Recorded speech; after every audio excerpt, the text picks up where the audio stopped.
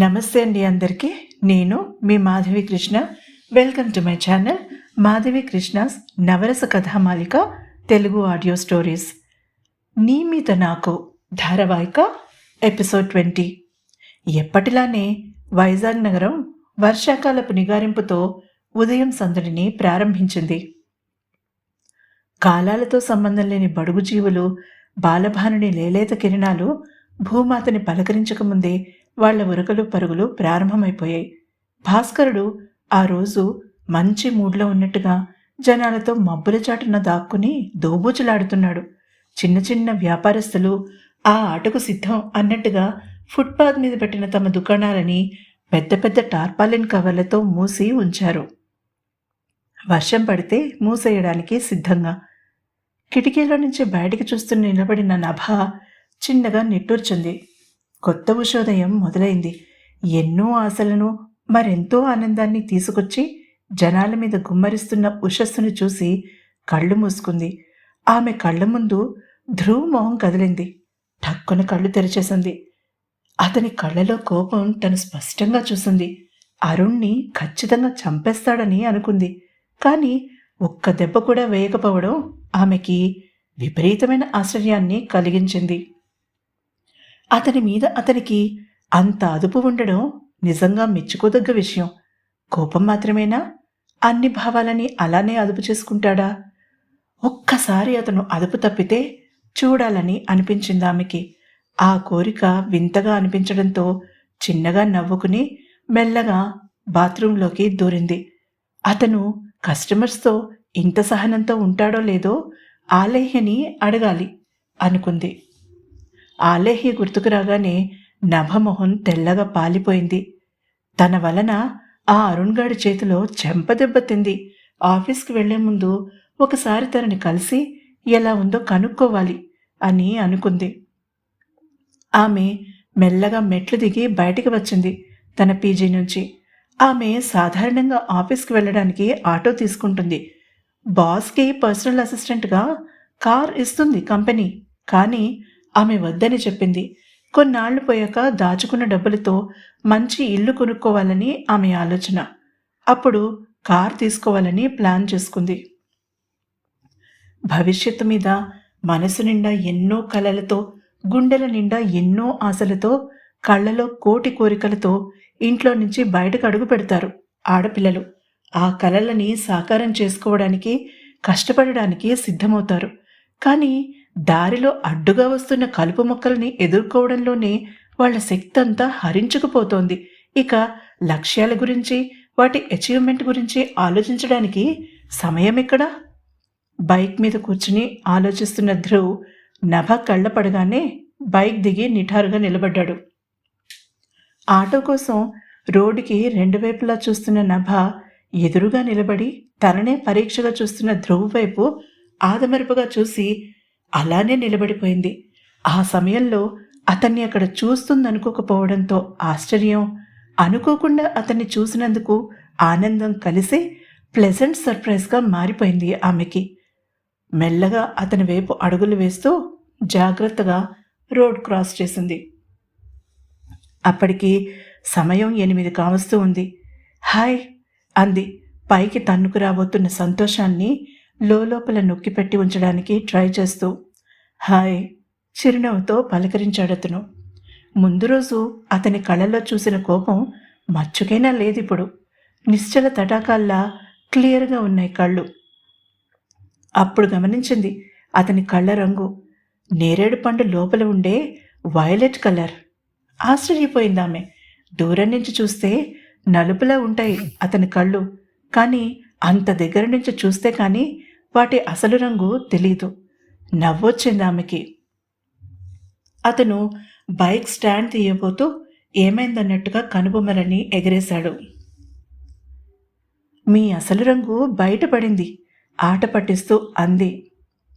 Bike మీద కూర్చుని కళ్ళు చిట్లించాడు. అతను జోక్స్ రిసీవ్ చేసుకోడని అర్థమైంది ఆమెకి. ఓకే సారీ, మీ కళ్ళు నలుపు అనుకున్నాను. కాదు, వైలెట్ కలర్, దాని గురించి చెప్తున్నాను. అతనికి మరింత దగ్గరగా జరిగి నిలబడుతూ చెప్పింది. అతను రిలాక్స్ అయ్యాడు. సారీ, నాతో, నాపై ఎవరైనా జోక్స్ వేసి కొన్నేళ్లయింది చెప్పాడతను బైక్ స్టార్ట్ చేసి. అతనికి లోపల టెన్షన్గా ఉంది. అరుణ్ గురించి వాకపు చేశాడు. ముందు రోజు 2 గంటల తర్వాత అతని లాయర్ వచ్చి విడిపించుకుని వెళ్ళిపోయాడని తెలుసుకున్నాడు. అప్పటి నుంచి నభ గురించి టెన్షన్ పడుతున్నాడు. 6 గంటలకల్లా ఇక్కడికి వచ్చి కూర్చున్నాడు, లవ్ సిక్ పప్పీలాగా, ఒక టీనేజ్ కుర్రాడ్లాగాను. నభ కోసం కాదు, ఆమె సేఫ్టీ కోసమని మనసుకి పదే పదే చెప్తూనే ఉన్నాడు. పోనీలేండి, ఇక నుంచి అలవాటు చేసుకోండి అంది నవ్వుతూ. ఆమె మాటలకి ఆలోచనల నుంచి బయటకొచ్చాడు. నేను కొంచెం స్లోగా వెళ్తాను చిన్నగా గొంతు సవరించుకుంటూ చెప్పాడు.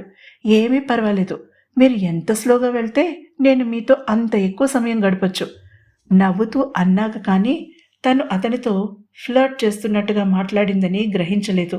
అప్పటికే మాట బయటకొచ్చేసింది. అవునా? అందమైన పళ్ళవరుస కనిపించేలా నవ్వాడు. ఐ మీన్ బైక్ రైడ్, ఈ వెదర్, నేను మీతో తడబడిపోయింది. తల పైకెత్తి కళ్ళు మూసుకుని మనస్ఫూర్తిగా నవ్వాడు ధ్రువ్. ముందు చూసినప్పుడు క్లీన్ షేవ్తో ఉన్నాడు, ఇప్పుడు గెడ్డం మాత్రం షేవ్ చేశాడు. మీసాలు కోరగా పెంచుతున్నాడు. అవి పట్టుకుని లాగాలని అనిపించింది ఆమెకి. బైక్ ఎక్కు చెప్పి స్టార్ట్ చేశాడు. నాకు ఆకలేస్తోంది సిగ్గు లేకుండా అతని చెవిలో చెప్పింది. మరి కాసేపు అతనితో గడపొచ్చని. నా దగ్గర ఒక ప్లాన్ ఉంది చెప్పాడు నవ్వుతూ. అయితే నేను రెడీ అతని నడుము చుట్టూ చేతులను చూడుతూ చెప్పింది. ధ్రువ్ డ్రైవ్ చేస్తున్న బండి అప్పుడే సందడి మొదలవుతున్న వీధుల్లో నుంచి దూసుకుపోయింది. ఆలేహ్య కిచెన్లో చాలా బిజీగా ఉంది. మరొక గంటలో బేకరీ కస్టమర్స్కి ఓపెన్ అవుతుంది.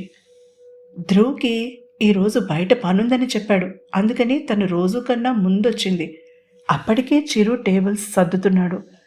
ఆమె చకచక ఉదయం సాధారణంగా ఎక్కువగా సేల్ అయ్యే సమోసాలు, పేస్ట్రీలు తయారు చేసింది. కేక్స్ ముందు రోజు సాయంత్రం బేక్ చేసి పెట్టేసింది. వాటిని అందంగా అమర్చింది కూడా. డిస్ప్లేకి ధ్రువ్ చాలా ప్రాముఖ్యత ఇస్తాడు, అలానే శుభ్రతకి కూడా. అందుకే ఆ విషయంలో ఇద్దరు చాలా జాగ్రత్తగా ఉంటారు. అక్క, ఓపెన్ బోర్డు పెట్టనా అరిచాడు బయట నుంచి చిరు. పెట్టేసే చిరు లోపల నుంచి అరిచి గబగబా పెద్ద పెద్ద ట్రేలలో తాను తయారు చేసిన ఫుడ్ ఐటమ్స్ని జాగ్రత్తగా డిస్ప్లే బాక్స్లో సర్ది మూత వేసేసింది. అన్నీ ఆర్డర్లో ఉన్నాయని నిర్ధారణకు రాగానే తను ఫ్రెష్ అయి వచ్చింది. చిరు, లోపల వంటగది శుభ్రం చేసాయి ప్లీజ్ చెప్పి లోపలికి వస్తున్న మొదటి కస్టమర్ని నవ్వుతూ పలకరించింది ఆలేహ్య. 2 గంటలు గడిచేసరికి బేకరీ పూర్తిగా సందడిగా మారిపోయింది. చిరు ఒక పక్క నుంచి టేబుల్స్ శుభ్రం చేస్తూ బిల్లింగ్లో ఆలేహ్యకి సహాయం చేస్తుంటే ఆమె ఆర్డర్స్ని వేడి చేసి ఇస్తోంది. ఇది రన్ చేస్తున్నది పంజాబీ కదా, పంజాబీ స్పెషల్స్ ఏం దొరుకుతాయి? ఒక కస్టమర్ వచ్చి తీరికగా టేబుల్ దగ్గర కూర్చుని అడిగాడు. చిరు బిల్లింగ్ చేస్తూ ఉండడంతో ఆమె టేబుల్స్ క్లీన్ చేస్తోంది. ఆమె చిరునవ్వుతో మెనూ కార్డ్ అతని వైపు జరిపింది. మా దగ్గర పంజాబీ స్పెషల్స్ మాత్రమే కాదు, ఆంధ్ర, గుజరాతీ, బెంగాలీ స్పెషల్స్ కూడా ఉన్నాయండి అంటూ మెన్యూ కార్డులో రకరకాల హెడ్డింగ్స్ కింద ఉన్న ఫుడ్ ఐటమ్స్ని చూపించింది. నేను నిన్ను కదా అడుగుతున్నాను, నాకు కార్డిచ్చి చదువుకోమంటే అర్థమేంటి? కోపంగా అడిగాడు. ఆమె మనసులోనే కళ్ళు గుండ్రంగా తిప్పింది. ఒక్కొక్క రోజు ఉదయమే తగులుకుంటాడు ఎవడో ఒకడు. సార్, నేను చాలా వేగంగా చెప్పేస్తాను, మీరు కొన్ని మనసులో రిజిస్టర్ అవ్వవు. ఈ కార్డులో మీకేమైనా సందేహాలుంటే అడగండి, చెప్తాను అంటూ అక్కడి నుంచి రాబోయింది. ఆర్డర్ తీసుకో అయితే అన్నాడతను. మీరు బిల్ అక్కడ కట్టేసి పక్క కౌంటర్లో బిల్ ఇస్తే మీ ఆర్డర్కి మీకు ఇస్తారు, సెల్ఫ్ సర్వీస్ చెప్పి వెళ్ళబోయింది. ఇక్కడికి వచ్చి కూడా మేమే చేసుకునేదానికి ఇక మీరెందుకు పోట్లాట వేసుకోవడానికి సిద్ధమైపోతూ అడిగాడు. అప్పటికే బిల్ కౌంటర్ దగ్గర రష్ పెరుగుతోంది. చిరు ఒక్కడు హ్యాండిల్ చేయడం కష్టంగా ఉంది. ఏరా బాచి, అలా చెప్పకుండా వచ్చేస్తే బిల్ ఎవడు కడతాడు? వెనుక నుంచి బలంగా పడింది. ఆ కస్టమర్ వీపు మీద దెబ్బ. ఎంత మనం చిన్నప్పటి ఫ్రెండ్స్ అయితే మాత్రం నన్ను అలా ఏడిపిస్తావా? మరొక దెబ్బ వేసి అతని ఎదురుగా కూర్చున్నాడు ఒక పొడవైన శాల్తీ.